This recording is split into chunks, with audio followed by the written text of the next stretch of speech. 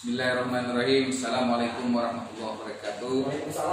Dinas Pendidikan dan Kebudayaan Kabupaten Pekanbaru, bidang kebudayaan pada pembinaan kebudayaan, hari ini ingin menyampaikan sebuah legenda atau sebuah sejarah dari Kota Baru dalam rangka workshop kegiatan kebudayaan Kabupaten Kota Baru tahun 2020.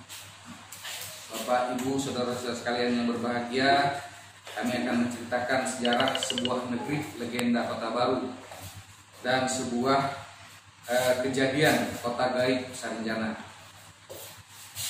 Bermula dari Pulau Halimun namanya. Pulau Halimun dalam riwayat pulau laut yang kita tempati sekarang ini merupakan lautan. Kemudian tiba-tiba muncul sebuah pulau, dalam cerita dikenal dengan Pulau Halimun. Pulau Halimun konon sangat menakjubkan bagi para pelaut yang melintas Selat Makassar. Sebab kalau malam hilang, yang terlihat hanya bayang-bayang kukusan dan awan mega raksasa yang terapung di atas laut di bawah bayang-bayang bulan. Kemudian menjelang matahari terbit dan meninggi secara perlahan-lahan, selimut awan mega menguap memunculkan pulau yang indah dan elok tersebut. Menurut catatan Portofolio Sulaiman An-Najam, keberadaan Pulau Halimun ini atas jasa Datuk Mabur dan 3 saudaranya. Semula Datuk Mabur bermukim di muara Sungai Kukusan, salah satu wilayah di Pagatan. Hingga pada suatu hari Datuk Mabur duduk bertapa di atas sebuah batu besar muara Sungai Kukusan, dan kemudian batu besar tersebut mengantarkan Datuk Mabur ke tengah laut. Bertahun-tahun Datuk Mabur terombang-ambing di atas batu, namun tidak mengurangi kekhusyuan pertapaannya.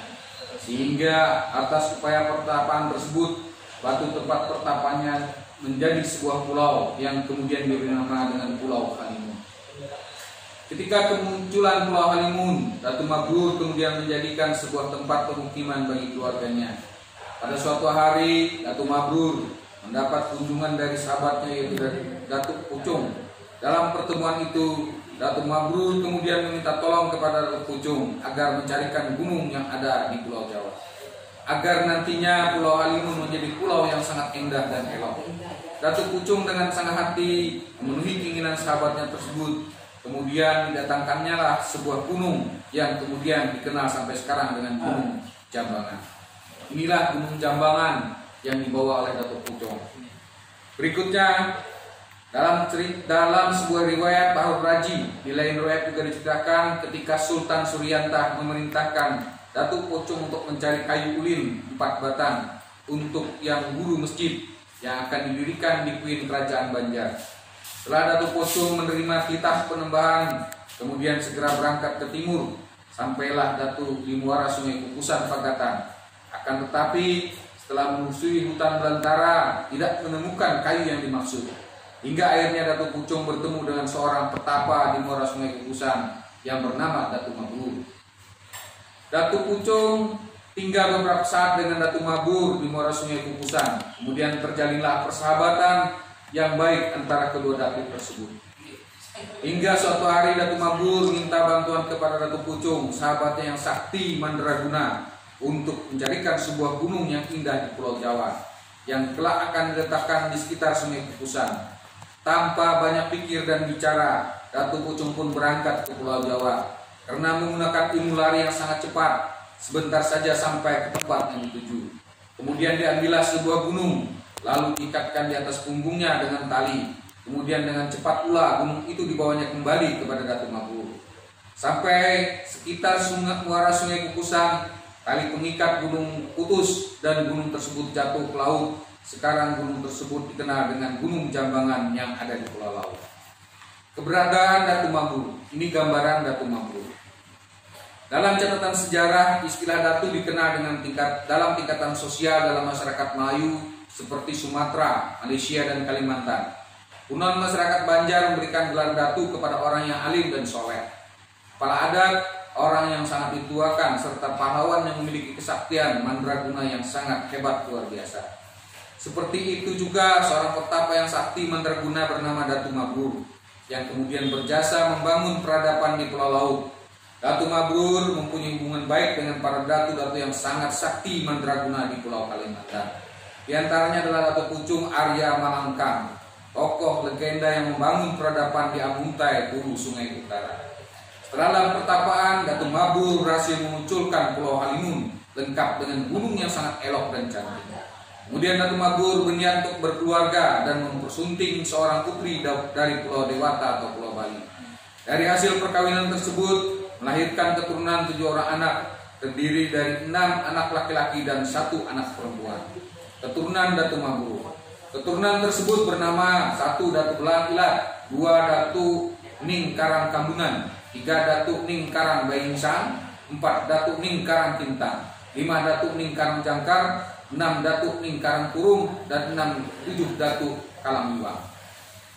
Kunon warga Datuk Mabur yang mengmukim di Pulau Halimun ukuran tubuhnya sangat besar-besar.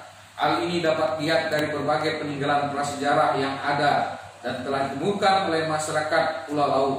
Di antaranya 1 kerangka manusia yang panjangnya kurang lebih 4 meter ditemukan oleh Harun, warga desa Kerajaan Pulau Laut Selatan. 2 baji atau kapak besar yang terbuat dari besi yang panjangnya kurang lebih 1 meter. Baji ini biasanya digunakan untuk membelah kayu, ditemukan oleh Mursid, penduduk desa Semaras, Pulau Laut Barat. 3 lasung dan atang yang cukup besar ditemukan oleh Arifin, warga desa Sigam, Pulau Laut Timur. Setelah berhasil membangun pemukiman di Pulau Halimun, Datuk Mabur mengembangkan agama Hindu sesuai dengan agama yang diyakininya. Dengan demikian dapat dipahami bahwa kemungkinan besar Datuk Mabur beragama Hindu. Selanjutnya, legenda Kerajaan Pulau Halimun. Pada generasi berikutnya, Raja Pakurindang di Kerajaan Pulau Halimun memiliki 2 putra mahkota yang gagah perkasa dan tampan rupawan. Sang kakak bernama Sambung Batung dan adiknya bernama Sambung Ranjana. Kakak mereka itu memiliki sifat yang amat bertolak belakang, seperti bumi dan langit. Sambung Batung sangat lincah, mudah bergaul, bersifat terbuka, dan senang dengan hal-hal yang baru. Sambung Ranjana berpengarai sebaliknya, pendiam, tertutup, tidak suka bergaul, tidak suka keramaian, dan suka berdiam diri. Di bawah kepemimpinan Raja Pakurindang, rakyat Kerajaan Pulau Halimun hidup sangat rukun, makmur, aman, dan sentosa. Mereka suka bergotong royong, selalu berbagi dalam kebersamaan.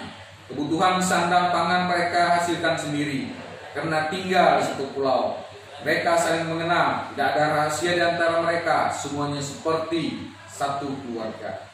Rakyat Kerajaan Pulau Halimun tidak pernah berhubungan dengan penduduk pulau lainnya, sebab tidak pernah ada penduduk dari pulau lain yang datang ke pulau itu.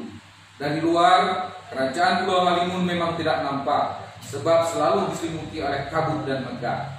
Nelayan dari pulau-pulau lain yang melintas hanya melihat Halimun di tengah-tengah laut. Pada suatu hari, Raja Pakurindang bertitah kepada seluruh aparat dan para penggawanya berkumpul di istana. Karena ia ingin menyampaikan hal yang sangat penting. Karena rakyat sudah hidup sejahtera dan aku kian tua, sudah saatnya aku meninggalkan istana. Aku akan bertapa, sabda Raja Pakurindang. Padukan akan bertapa di mana? Panglima Ragas Kanimbungan bertanya sambil bersembah sujud.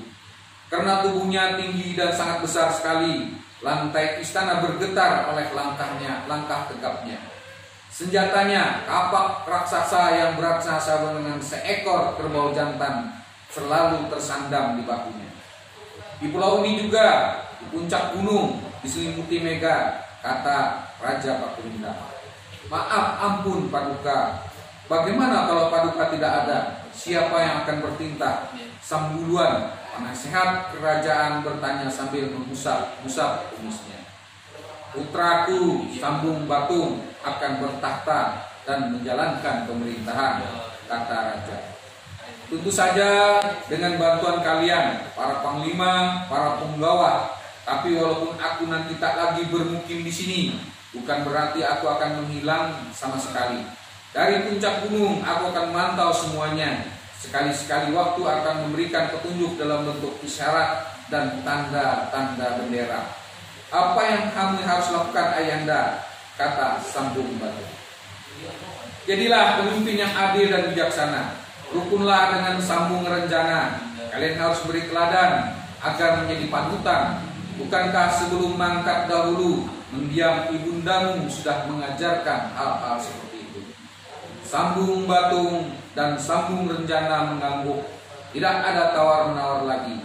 Jambangan, wakil panglima yang gagah perkasa, yang semula hendak bicara, mengurungkan niatnya. Ia sadar kalau Raja Pakurindang telah meninggalkan balai persidangan dan masuk ke kamar istana, mempersiapkan keperluan terakhir sebelum pertapaan. Tak ada lagi yang dapat dilakukannya. Padahal masalah yang akan disampaikannya sangat penting sekali. Sebagai orang yang sudah berumur, matanya yang jeli, tahu bahwa Putri Suwangi, anak kandungnya, amat mencintai Sambung Batung. Namun Raja Pakurindang telah menjodohkan Sambung Rencana dengan Putri Suwangi tersebut. Ia juga mendengar kabar bahwa Sambung Batung menaruh hati pada Putri Perak, anak Panglima Ranggas Kanimpungan. Celakanya Putri Perak mencintai Sambung Rencana. Lebih celaka lagi, Sambung Rencana diam-diam menaruh hati pada Putri Suwangi. Untuk mengurai benang kusut dan menghindari kemungkinan terjadinya aib di kalangan bangsawan istana, Jambangan pernah mengadakan pertemuan rahasia dengan Sambuluan. Untuk minta nasihat, ia terdorong melakukan hal itu sebab terkait dengan nasihat putrinya sendiri, Putri Suwangi. Kepada Sambuluan, Jambangan mengatakan bahwa ia sering mendengar kasak-kusuk secara sembunyi-sembunyi. Sambung Batung sering memaksa bertemu dengan Putri Perak, bahkan pernah menerobos masuk ke Taman Putri. Para pengawal tidak ada yang berani menghalanginya. Pada pertemuan rahasia tengah malam itu, Jambangan tidak dapat nasihat apapun dari Sambuluan. Sambuluan seakan dihadapkan pada persoalan yang tidak dapat dipecahkan. Setelah mengusap-usap kumisnya yang beruban dan berpikir sekian lama, nasihat kerajaan itu mengangkat bahunya dan tidak bisa berbuat apa-apa lagi. Keesokan harinya, seluruh aparat kerajaan Pulau Halimun melepaskan keberangkatan Raja Pakurindang. Tetapi iring-iringan kereta kencana dan prajurit berkuda itu hanya sampai di kaki gunung. Setelah itu tidak ada lagi yang berani mendaki. Gunung itu sangat angker sekali, dihuni oleh binatang buas, para raksasa, para siluman dan makhluk-makhluk gaib lainnya. Hanya orang-orang yang sakti mandraguna yang berani mendaki hingga ke puncaknya. Sahdan, setelah 3 hari 3 malam bertapa, pohon-pohon yang tumbuh dalam jarak 3 meter di sekitar Raja Pakurindang berunduk ke arahnya, seolah memberi hormat.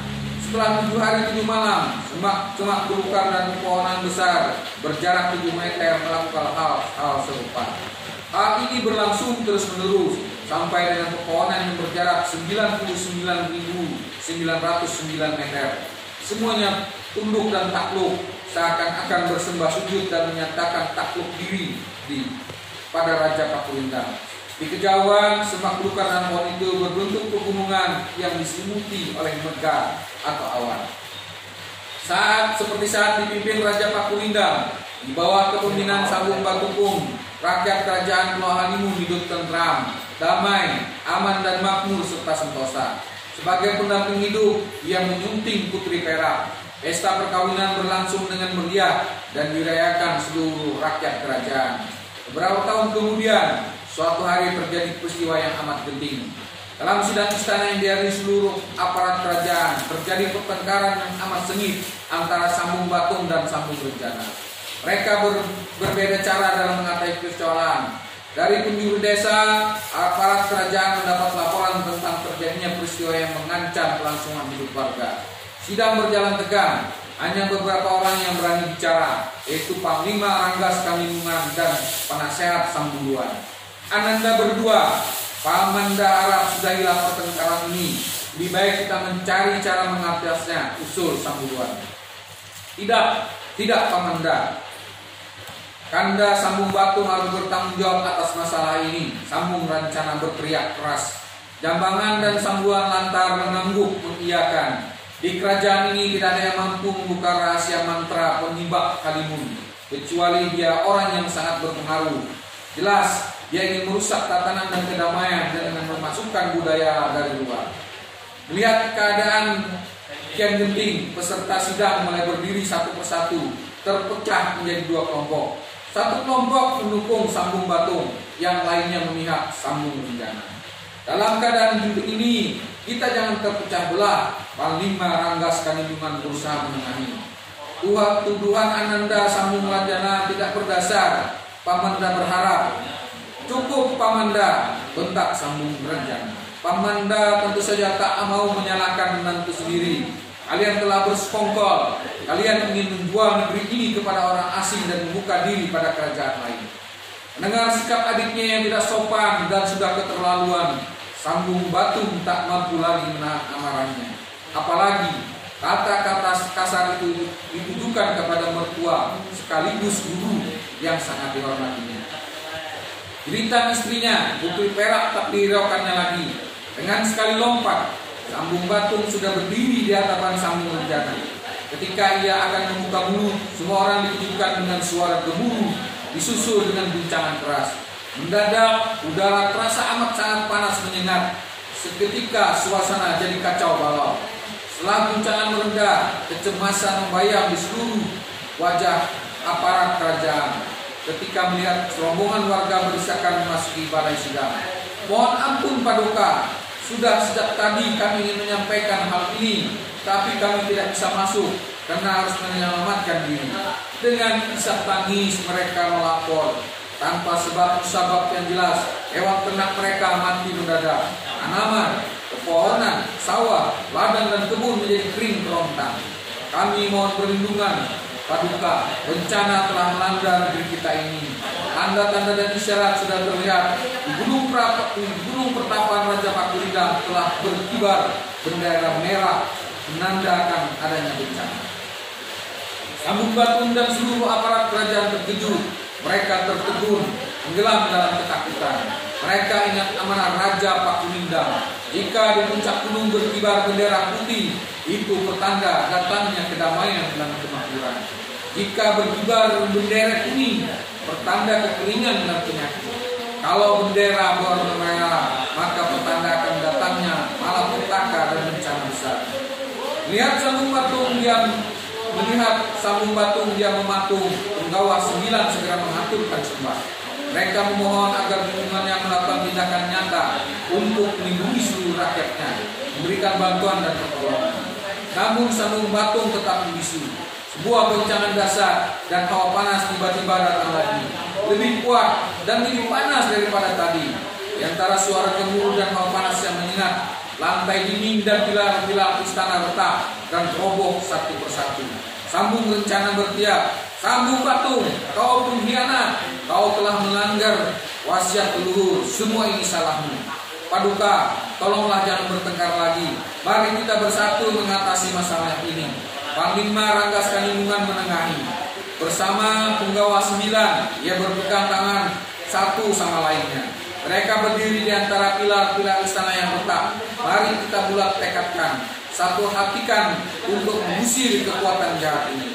Kata-kata Panglima Ranggas Kanimbungan itu seolah perintah, dan Sambung Batung dan Sambung Renjana terpaksa mengalah. Keduanya menggabungkan diri dalam barisan yang sangat kuat dan erat.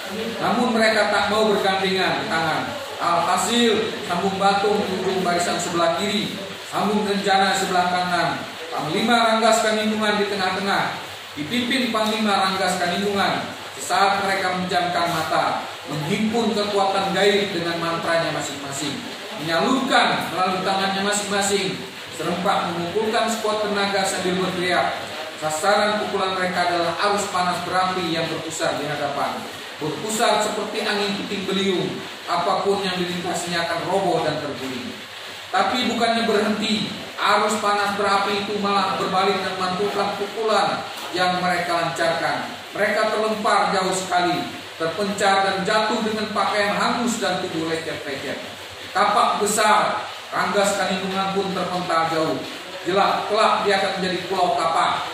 Setelah bertarung 7 hari 7 malam dengan mengerahkan seluruh kesaktian dan mantra kesaktiannya, mereka sadar tidak mungkin mengalahkan kekuatan jahat itu.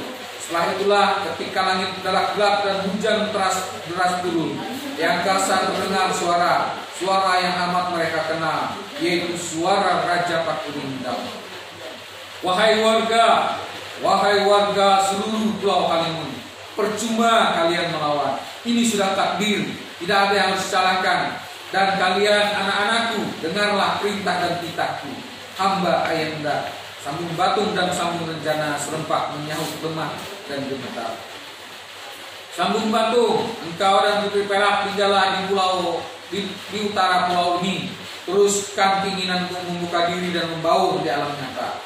Dan kau Sambung Renjana, tinggallah di selatan. Lanjutkan niat untuk diri. Aku merestui jalan hidup yang kalian tempuh.